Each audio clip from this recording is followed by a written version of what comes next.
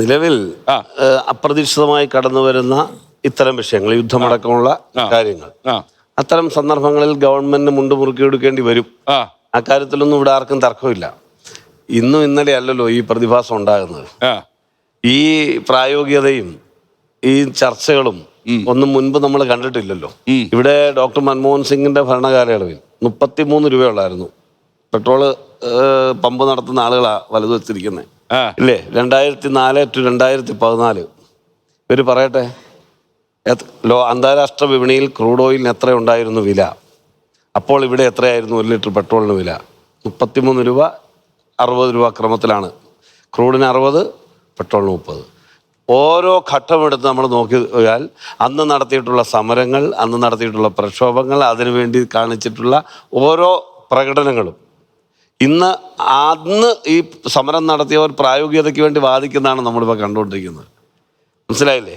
അപ്പം നമ്മൾ കാണേണ്ടത്, ഇപ്പം നമുക്ക് ചെയ്യാൻ കഴിയുന്ന കാര്യം, ഞാൻ മനസ്സിലാക്കുന്നത്, ഒരു റിഫൈനറിയിൽ പ്രോസസ്സ് ചെയ്ത് പെട്രോളിയം ഉൽപ്പന്നങ്ങൾ വിപണിയിൽ, പ്രത്യേകിച്ച് പെട്രോൾ എത്തുമ്പോൾ ഏതാണ്ട് 55 രൂപയ്ക്ക് അടുപ്പിച്ച് ചിലവ് വരും. 55-ൽ താഴെ എന്നാണ് ഞാൻ മനസ്സിലാക്കുന്നത്.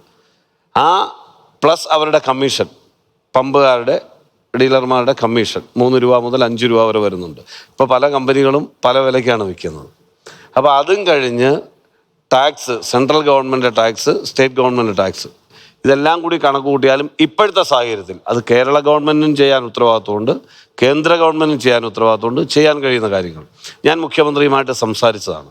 മുഖ്യമന്ത്രിയുമായി സംസാരിച്ചപ്പോൾ പറഞ്ഞത്, മുൻകാലത്തിൽ നിന്ന് വ്യത്യസ്തമായി 11 തവണ ഇപ്പോൾ വില കൂടിയിരിക്കുകയാണ്. നമ്മൾ ഇന്ന് 50 പൈസ കുറയ്ക്കാൻ തീരുമാനിച്ചാൽ നാളെ 1 രൂപ കൂടുകയാണ്.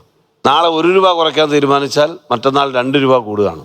അപ്പോൾ ആ നിലയിലേക്ക് പോകുന്നതുകൊണ്ട് ഒരു ഇമ്പാക്റ്റ് സ്റ്റഡി നടത്തി മാത്രമേ നമുക്കിത് ചെയ്യാൻ കഴിയൂ.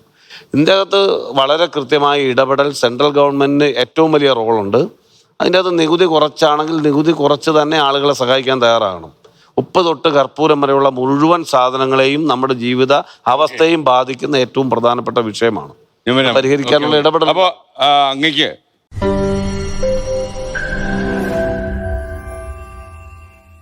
ലോകത്തെവിടെയായാലും ഏത് സമയത്തും 24 വാർത്തകളും ഓഗ്മെന്റഡ് റിയാലിറ്റി പാക്കേജുകളും എക്സ്പ്ലെയിനറുകളും വിശദമായി കാണാൻ ഞങ്ങളുടെ യൂട്യൂബ് ചാനൽ നിങ്ങൾക്ക് സബ്സ്ക്രൈബ് ചെയ്യാം.